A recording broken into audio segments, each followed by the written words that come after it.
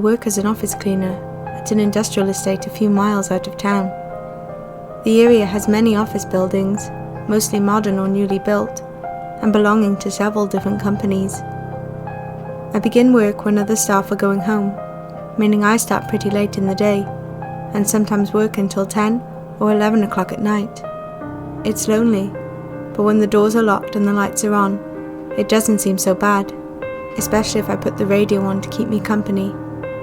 Having cleaned the larger, modern office blocks for a few years, I was happy to accept work in another building that was nearby. It stands alone and in stark contrast to the modern, multi-storey office blocks on the main estate. Looking more like an old farmhouse, the aged white stone building has been converted to offices, with a modern extension built at its side. It was late into the year, so the days were much shorter. Having started work at 6 p.m, it was already getting dark. I had cleaned my first office block and decided to go here last, as it was on my way out of the area. It was dark now, approaching 9 o'clock. I arrived on site, keys in hand, eager to get out of the cold and into the warmth of the offices. The building looked even older at night, and the small amount of light given off by spotlights gave it an imposing look as I reached the front door.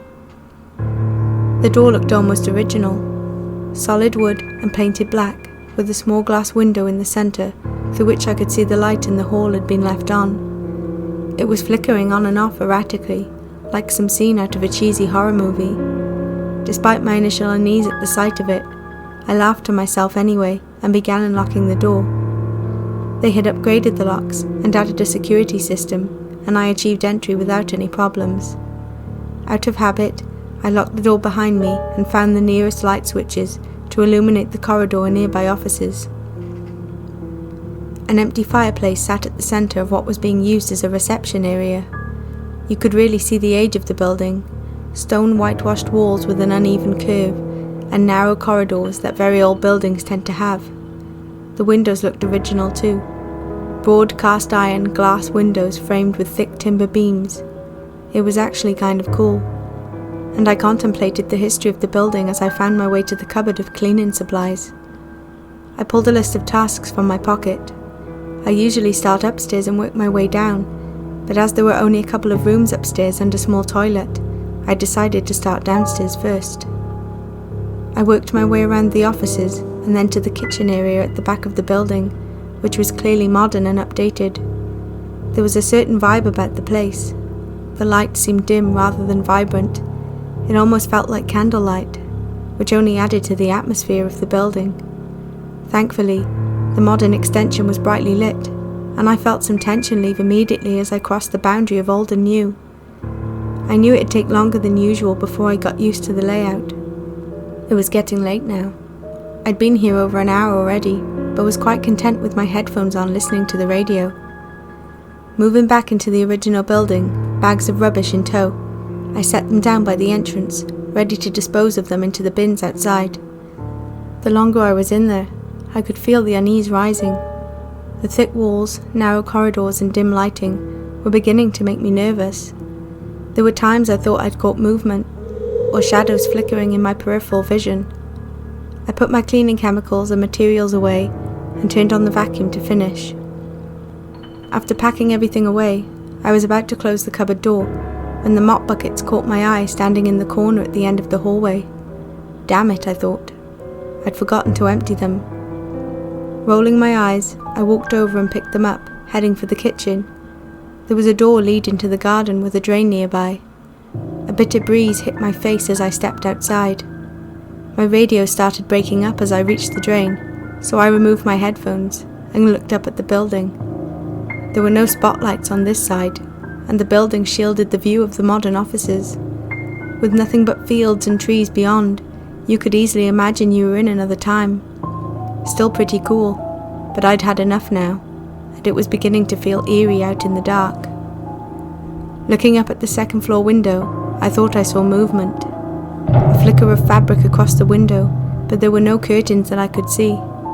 Okay, definitely time to leave, I decided, and was about to rush back to the kitchen door when I immediately froze and shot my glance back at the window. I'd forgotten to clean upstairs.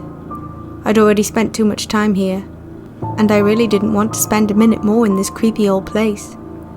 With a sigh and a shake of my head, I continued towards the kitchen door. Even the warmth and dim light wasn't inviting anymore. I just wanted to go home. I opened my cupboard door and grabbed some essentials, deciding I'd get things done as quick as possible. I reached the bottom of the stairs. They were wooden and uneven, rising up into nothing but darkness. I fumbled for the light switch and put my headphones on. There's no way I'm going up there in silence.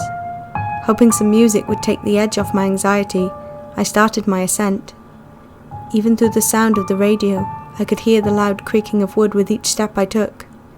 There was a small landing halfway up, with a window facing the garden where I once stood. I stopped and looked out momentarily. A sudden dread came over me, realizing I was heading towards the office where I'd seen the movement. I turned the corner and started up the next set of steps. Reaching the second floor, I was met with another narrow corridor and 2 doors. Next to me was another smaller staircase leading to the attic. I tried the first door. This would have been the room I was dreading. It was locked. I found the list in my pocket. Thank God this room wasn't on it. I guessed it was used for storage and was immediately relieved. I continued to the second door and pushed it open. I'd found the toilets. There were 2 cubicles in here, with a pair of sinks opposite. I put on some gloves and entered the nearest cubicle. The door creaked as I pushed it, and the floorboards moved under my feet. I felt as though they'd break at any moment. I couldn't believe a building this old even functioned as an office. On completing the first toilet, I turned to leave the cubicle. The mirrors opposite reflected my side of the room. I hesitated as I heard a creak to my right. I could see the door of the cubicle next to me open slightly in the reflection of the mirror. Static filled my headphones and I pulled them from my ears. I thought I heard a thud in the attic above and my skin filled with goosebumps. With a rush of adrenaline, I promptly moved to the next cubicle and swung open the door. Nothing there. I glanced at the toilet. It looks clean enough, I decided, and immediately gathered my things to leave, quickly wiping the sinks as I passed and avoiding eye contact with the mirrors. I pulled the door closed behind me and looked up at the stairs across the corridor. The attic. One last office and I'm out of here. I could still hear the static coming from the headphones around my neck. It became intermittent as I reached the top, so I put them back to one ear, hoping the signal was returning. I caught the sound of footsteps at the stairs behind me as I reached the top. I looked back and felt a dark energy emanating from below. I hurried into the office and pushed the door closed. It was a small attic room with wooden beams and windows facing the front and back of the building. Calming my nerves, I set about emptying the desk bins. Any mess on the floor could be picked up. There was no way I was bringing the vacuum up here now. As I finished the final bin, I glanced over the room, checking for anything I might have missed. The radio was still intermittent, and I could hear portions of the DJ talking in between bursts of static. A knock sounded at the door, and my eyes shot to it. I froze at the sound of creaking on the attic stairs, and felt my heart thump heavily in my chest. Through the static on my headphones, I thought I heard a faint voice cry, "Hello?" I don't know why, but in my shock I instinctively called back to it. Static returned for several seconds, and then I heard a man yelling in fear. My breath caught in my chest and my eyes grew wide as I realized there was no other exit to this room. With panic setting in, I reached for my keys, preparing to make a run for it, when suddenly the static cleared, and everything was silent. I paused for a moment, listening carefully. A whisper came through the radio, and a cold chill ran down my spine. "Run!" I sprang to action, running for the door and down both sets of stairs, not looking back. I was sure I could hear footsteps chasing me down to the ground floor. I threw what I had into my cupboard and slammed it shut. I grabbed the bin bags with one hand, and with the other I turned the latch of the front door with ease. Throwing the bins to one side, I quickly pulled the door closed, locking it and setting the alarm system as fast as I could. I breathed a sigh of relief and picked up the bags, my hands trembling. I realized I hadn't turned any lights off, but I really didn't care. I disposed of the rubbish, not daring to look up at the house. I felt incredibly relieved to be outside, even in the dark and bitter cold. The radio kicked in and the music returned through my headphones as I pulled out my keys and approached my car. I got inside and checked the time. It was almost 11 p.m. I could hardly believe what just happened. Was that real? Or some kind of radio interference and just a silly coincidence? I didn't care. There was no way I'd be working there again, and was set on calling my manager first thing in the morning. I put the key into the ignition and took one last look at the house. The hallway light was still flickering. It felt even more like a horror scene now. In between flashes of light, I thought I caught a glimpse of a figure stood in the hallway, making its way closer to the door until I saw the outline of a face in the window. Feeling the hairs rise at the back of my neck, I started the car and began reversing out of the car park and drove straight home with no further incident. In the morning, I called my manager and told him I didn't want the job.